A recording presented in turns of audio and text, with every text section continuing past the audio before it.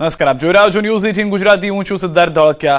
તાલુકા પંચાયતમાં પ્રમુખ પદ માટે થયા છે જબરા ખાવા દાવા. ક્યાંક હોબાળો તો ક્યાંક સર્જાયા લાગણીસભર દ્રશ્યો, તો ક્યાંક ચિઠ્ઠી બની હુકમનો એક્કો.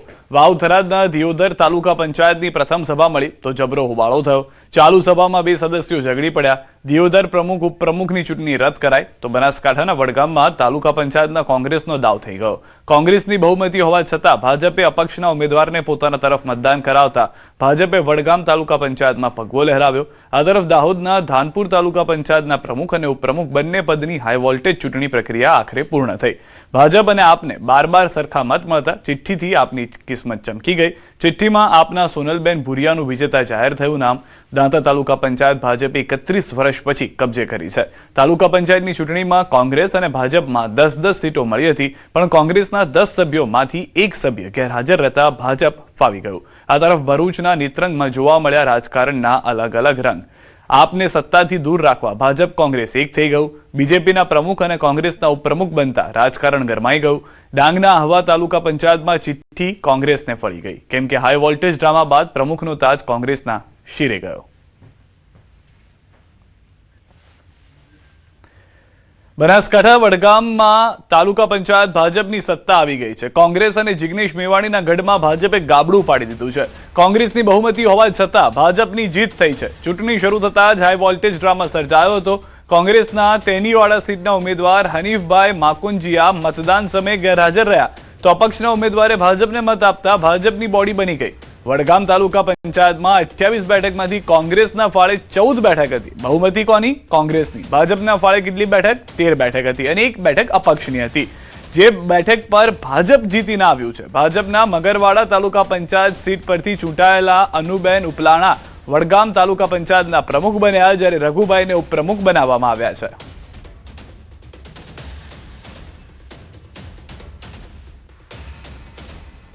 અને મારાથી જે થાય હું મોઈ બેનને બધાને વિનંતી કરું છું કે કામ કરીશ. પ્રમુખ તરીકે પ્રમુખ તરીકે ચૂંટાયેલી છું. વડગામ તાલુકાની જનતાનો અને અમારા મતદારોનો ખૂબ ખૂબ આભાર માનું છું. અને જેવા કે પાણીના હોય, રોડ રસ્તાના હોય કે કોઈ આરોગ્યના હોય, આવા દરેક અમે કામને પ્રાધાન્ય આપીશું. તો આ તરફ વાવથરા જિલ્લાના નવા રચાયેલા ધરણીધર તાલુકા પંચાયતમાં કોંગ્રેસના પ્રમુખની વરણી થઈ. ચૂંટણીમાં ભાજપને બહુમત મળી છે, પરંતુ એસસી અનામત સીટ હોવાથી ભાજપ પોતાના ઉમેદવારને પ્રમુખ ન બનાવી શકી. ભાજપના એસસી મહિલા ઉમેદવાર ચૂંટણી હારી ગયા હતા, જેથી કોંગ્રેસના એસસી ઉમેદવાર નીલાબેન સોઢા પ્રમુખ તરીકે બિનહરીફ ચૂંટાયા. ભાજપની બહુમતી હોવા છતાં પણ કોંગ્રેસના પ્રમુખ નીલાબેન ધરણીધર તાલુકા પંચાયત ચલાવશે.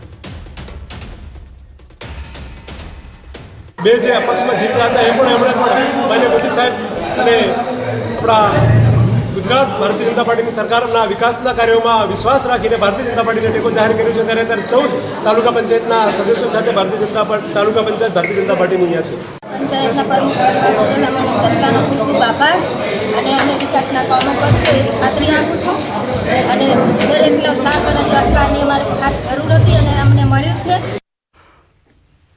તો મહેસાણાથી સમાચાર. બહુચરાજીમાં બદલાયેલા સત્તાના સમીકરણ. ભાજપની બહુમતી છતાં તાલુકા પંચાયત સત્તાથી દૂર. બહુચરાજી તાલુકા પંચાયતના પ્રમુખ પદ કોંગ્રેસના ફાળે. બહુચરાજીમાં ભાજપની જીત છતાં મોટો ઉલટફેર થયો છે. કુલ 16 બેઠકોમાંથી 13 બેઠકો પર ભાજપની જીત થઈ હતી. માત્ર 3 બેઠકો જીતનાર કોંગ્રેસે મેળવી લીધું પ્રમુખ પદ.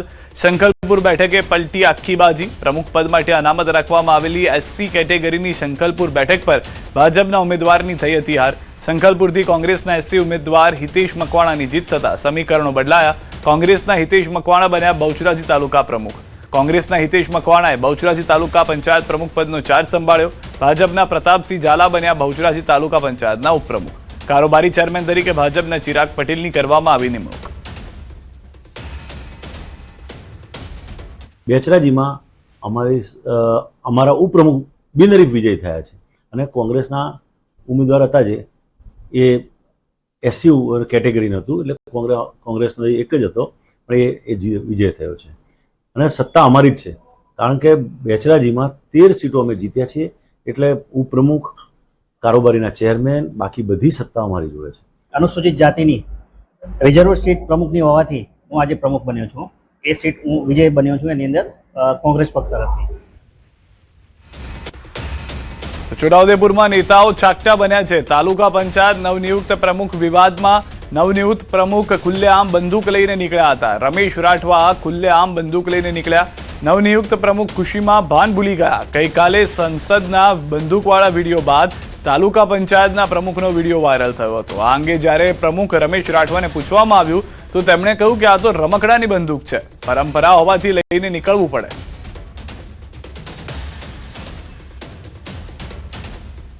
ના અમારે તો આદિવાસી સમાજની અંદર કોઈ બી પ્રસંગ હોય તો અમારે બધું ચાલતું હોય. બાકી આ તો એવું કઈ નહીં, રમકડાની બી હોય ને અમારે લોકો પ્રસંગ માટે ખાલી રમકડું બી લઈને આવે છે. ના, એ તો અમારે રમકડા વાળી બી છે અને અમારા વિસ્તારની અંદર, આદિવાસી વિસ્તારની અંદર લોકો ખાલી રમકડા જેવું રાખે છે.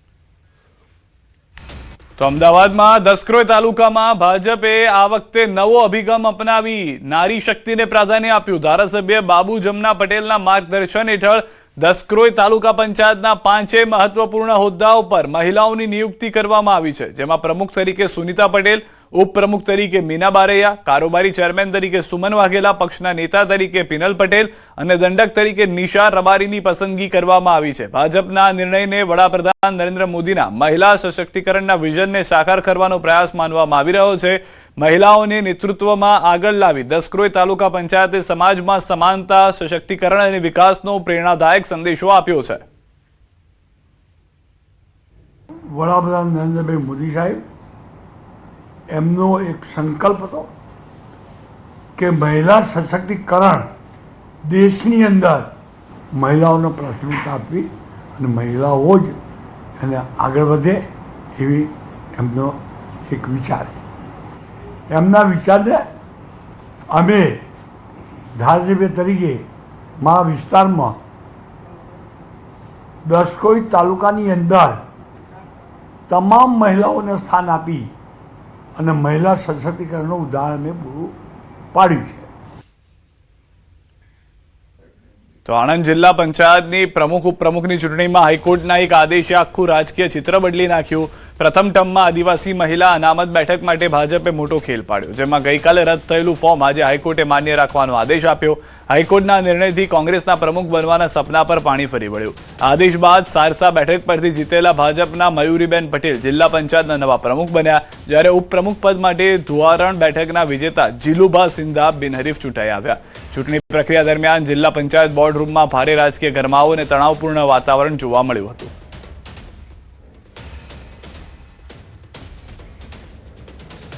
છેલ્લા 2 દિવસથી જે પ્રકારે કોંગ્રેસ કે અમારા ઉમેદવાર જીતશે, એટલે ભાઈ 40 સીટોમાંથી તમારી 7 સીટો હોય, તમે કેવી રીતે પ્રમુખ બની શકો? બંધારણની કોઈ એવી જોગવાઈ છે? સાથે સાથે ખોટા પ્રમાણપત્રો તમે રજૂ કર્યા છે. અમારા બેને કોઈ પણ પ્રમાણપત્ર ખોટું રજૂ કર્યું નથી. તેઓ અનુસૂચિત આદિજાતિ સમાજની દીકરી છે અને ભારતીય જનતા પાર્ટીમાં સારસા સીટ ઉપરથી 5000 કરતાં પણ વધારે મતોથી જીતાયેલા અમારા ઉમેદવાર છે.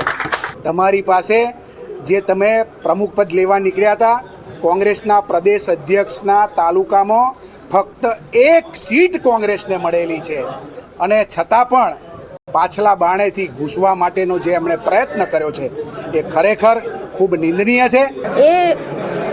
હું કોઈ ડોક્યુમેન્ટ્સ મારા જૂઠા પ્રેઝન્ટ કર્યા નહોતા. બધા ડોક્યુમેન્ટ્સ મારા ઓરિજિનલ સાચા ડોક્યુમેન્ટ્સ પ્રેઝન્ટ કર્યા હતા. એ રીતે હું આદિવાસીની છોકરી છું એટલે એમાં કશું એ નહીં. ઓકે. સાબરકાંઠાની 8 તાલુકા પંચાયતોમાં આજે પ્રમુખ અને ઉપપ્રમુખ પદ માટે ચૂંટણી પ્રક્રિયા હાથ ધરવામાં આવી હતી, જેમાં 7 તાલુકા પંચાયતોમાં ભાજપે સત્તા હાંસલ કરી છે, જ્યારે પોશીના તાલુકા પંચાયતમાં આમ આદમી પાર્ટીએ જીત મેળવી હતી. હિંમતનગર, ઈડર, વડાલી, ખેડબ્રહ્મા, તલોદ, પ્રાંતિજ અને વિજયનગર તાલુકા પંચાયતમાં ભાજપે બહુમતીના આધારે પ્રમુખ અને ઉપપ્રમુખ પદ પર પોતાના ઉમેદવારોને વિજેતા જાહેર કર્યા હતા. હિંમતનગરમાં નરેશ પરમાર પ્રમુખ અને ઉષા પટેલ ઉપપ્રમુખ બન્યા, જ્યારે ઈડરમાં દિવ્યા ચૌધરી અને અમૃત ઠાકોરની પસંદગી થઈ હતી. તો બીજી તરફ પોશીના તાલુકા પંચાયતમાં આપે બહુમતી મેળવી જનક ડાભીને પ્રમુખ અને જાગૃતિ પરમારને ઉપપ્રમુખ તરીકે સત્તાવાર રીતે જાહેર કરવામાં આવ્યા હતા. 7 તાલુકા પંચાયતમાં ભારતીય જનતા પાર્ટી બહુમતીથી ચૂંટાઈને પ્રમુખ અને ઉપપ્રમુખ અમારા કાર્યરત કરવામાં આવ્યા છે અને 1 તાલુકા પંચાયતમાં અમારી સીટો ઓછી આવવાને કારણે અમે ત્યાં વિરોધ પક્ષમાં સારી ભૂમિકામાં ભારતીય જનતા પાર્ટીની ભૂમિકામાં અમે તમામ કાર્ય ત્યાં પોશીના તાલુકા પંચાયતમાં કરીશું. દાહોદના ધાનપુર તાલુકા પંચાયતના પ્રમુખ અને ઉપપ્રમુખ પદ માટેની હાઈ વોલ્ટેજ ચૂંટણી પ્રક્રિયા આખરે પૂર્ણ થઈ. બંને પદ માટે ટાઈ પડતા આખરે કાયદાકીય જોગવાઈ મુજબ ચિઠ્ઠી ઉછળીને વિજેતા નક્કી કરાયા. પ્રમુખ પદની ચિઠ્ઠીમાં આમ આદમી પાર્ટીના સોનલબેન ભુરિયાનું નામ નીકળતા તેઓ પ્રમુખ તરીકે ચૂંટાયા, તો ઉપપ્રમુખ પદની ચિઠ્ઠીમાં ભાજપના નયનભાઈ બારિયાનું નામ ખુલતા તેઓ પ્રમુખ તરીકે વિજેતા જાહેર થયા. ધાનપુર તાલુકા પંચાયતમાં પ્રમુખ પદ આપના ફાળે અને ઉપપ્રમુખ પદ ભાજપના ફાળે જતા સત્તાનું અનોખું સમીકરણ સર્જાયું. પૂર્વ મંત્રી અને ધારાસભ્ય બચુ ખાબડના ગઢમાં પ્રમુખ પદ ગુમાવીને ભાજપને વેઠવો પડ્યો છે મોટો રાજકીય ફટકો. ટોટલ આપણે 24 સભ્યશ્રીઓ છે, જેમાં 12 મત પડતા આપણે ચિઠ્ઠી ઉછાળીને નામ સિલેક્ટ કર્યા છે, જેમાં પ્રમુખશ્રી તરીકે ભુરિયા સોનલબેન અલ્કેશભાઈ આમ આદમી પાર્ટી તરફથી, અને ઉપપ્રમુખશ્રી તરીકે નયનકુમાર જુવાનસિંહ બારિયાભાઈ જે ભારતીય જનતા પાર્ટીમાંથી સિલેક્ટ થયા છે. ચીઠી ઉછાળીને મારું નામ નીકળ્યું અને મને પ્રમુખ બનાવ્યા, એમનો ખૂબ ખૂબ આભાર માનું છું.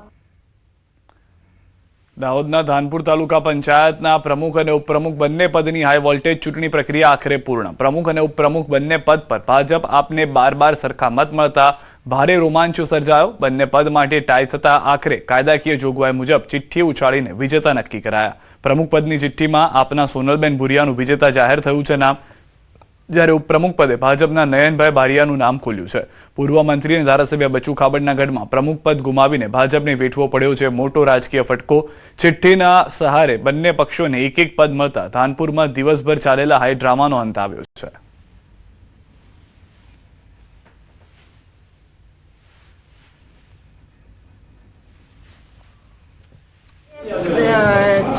પ્રમુખ ઉપપ્રમુખની ચૂંટણી ચૂંટાયા, એમાં ચીઠ્ઠી બંને સભ્યોના એક સરખા મત હતા, એટલે ચીઠ્ઠી ઉછાળી એમાં મારું નામ નીકળ્યું અને મને પ્રમુખ બનાવ્યા.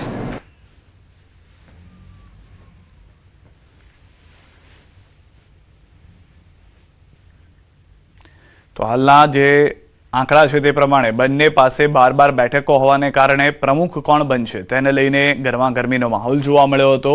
કેટલાક હુમલાની ઘટના પણ આપ ગાડીઓના કાચ તૂટ્યા છે તેના પરથી જોઈ રહ્યા છો. તો દાહોદની ધાનપુર તાલુકા પંચાયતમાં પ્રમુખ ઉપપ્રમુખની ચૂંટણી સમયે આપના સભ્યના આક્ષેપ પર બોલ્યા આપ ધારાસભ્ય ચેતર વસાવા. વસાવાએ આક્ષેપ કર્યો કે અમારા ઉમેદવારની ગાડીને આંતરીને ગાડી પર હુમલો થયો હતો.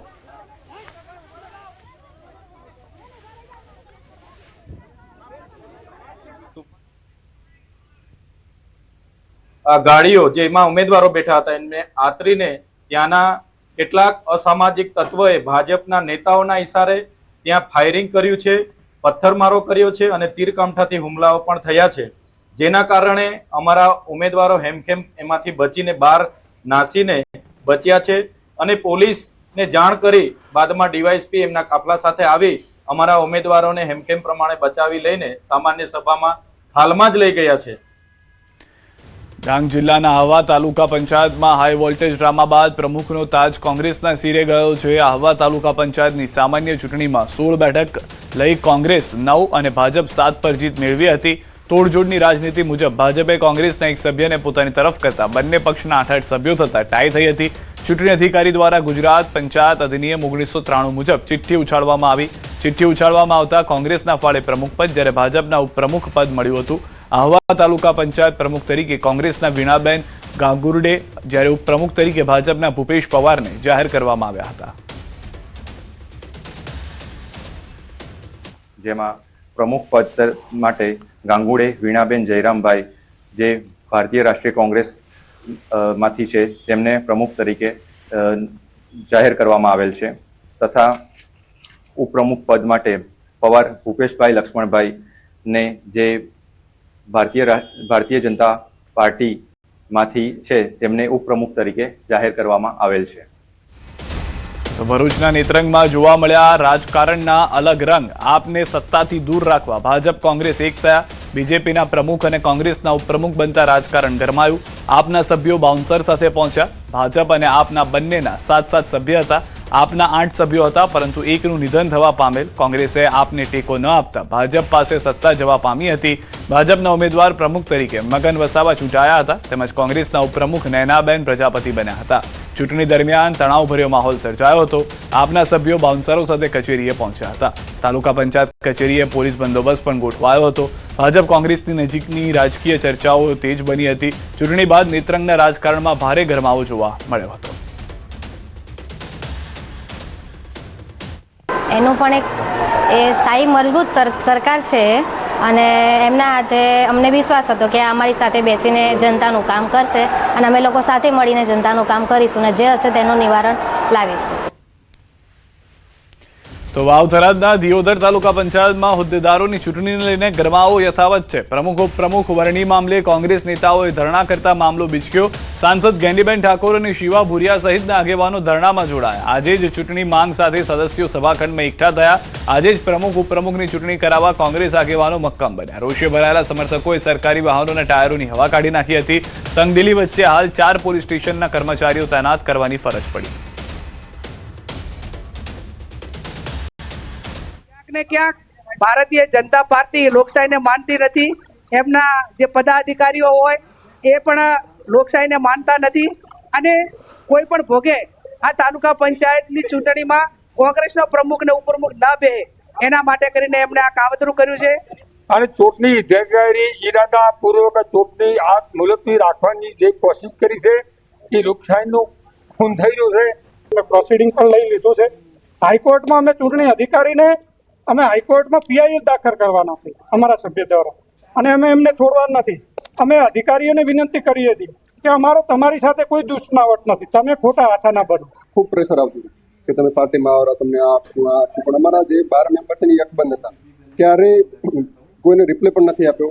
એમને સામું જોયું પણ નથી કે ભાઈ અમારે પક્ષમાંથી આવું કરવું. બારે અકબંધ મેમ્બર હતા ને એટલે એમ નથી થયું નહીં. એટલે 27 તારીખ સુધી એમને કે ચૂંટણી થોડીક ફેલાઈને અમે કંઈક કરી, પણ અમારી પાર્ટીમાંથી ક્યારેય કશું થવાનું નથી. અમે 27 તારીખ સુધી તાલુકા પંચાયત છોડવાના નથી. ચૂંટણી છોટાઉદેપુરમાં સાંસદના બંદૂક સાથે વિડીયો મામલે તપાસ. વાયરલ વિડીયો મામલે પ્રાથમિક તપાસ ચાલુ છે. એસપી તરફથી આ જાણકારી આપવામાં આવી છે. છોટાઉદેપુરના એસપી ઇમ્તિયાઝ શેખનું નિવેદન, હથિયાર કાયદેસર છે કે ગેરકાયદેસર તે અંગે તપાસ કરી રહ્યા છીએ. હથિયારથી ફાયરિંગ થયું તેની પણ તપાસ ચાલુ છે તેવું પણ એસપીએ કહ્યું છે. તપાસ બાદ આગળની કાર્યવાહી નક્કી થશે.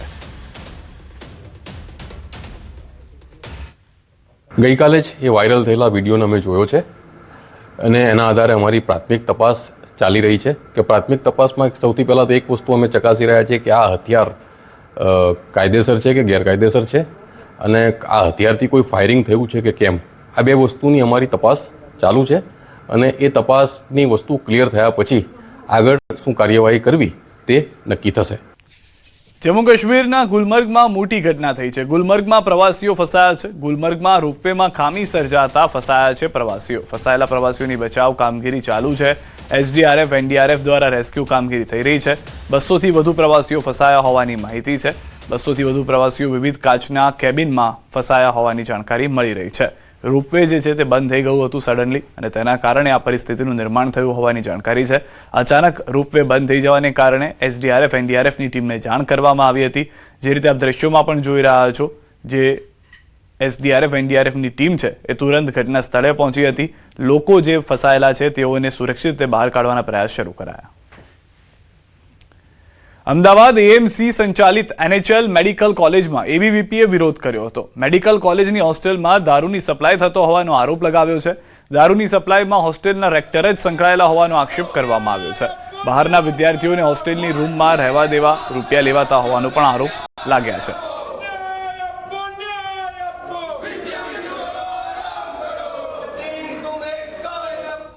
આજરોજ અમદાવાદ ખાતે આવેલી પાલડીમાં NHL કોલેજની અંદર અહીંયા આગળ જે હોસ્ટેલ છે એ હોસ્ટેલની અંદર એના સિક્યુરિટી એજન્સી દ્વારા NHLને પરિપત્ર કરવામાં આવે છે કે અહીંયાના જ સ્ટાફ દ્વારા, લોકલ સ્ટાફ દ્વારા જે કોલેજ દ્વારા બેન કરેલી વસ્તુઓ છે એ બેન કરેલી વસ્તુઓ અમને હોસ્ટેલમાં લઈ જવા માટેની દબાણ કરવામાં આવી રહ્યું છે. તેના ઉપર એક્શન લેવામાં આવે.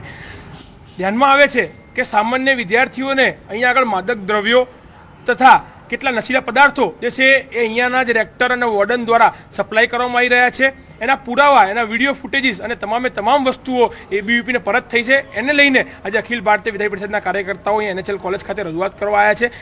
એના માટે હું કંઈ કોમેન્ટ્સ અત્યારે નહીં આપી શકું, કારણ કે એ બોટલ છે, ખાલી બોટલ છે. એરિયા પોર્શન કઈ જગ્યાએથી રિસીવ કર્યું એવું મને કોઈ જ માહિતી મળેલી નથી રેક્ટર દ્વારા, સિક્યોરિટી દ્વારા, કે એના વિશે હું કોઈ બી કોમેન્ટ્સ કરી શકું અત્યારે. તપાસ કમિટી અમે બનાવેલી છે અને એની તપાસ કાર્યવાહી ચાલુ રહી છે અત્યારે.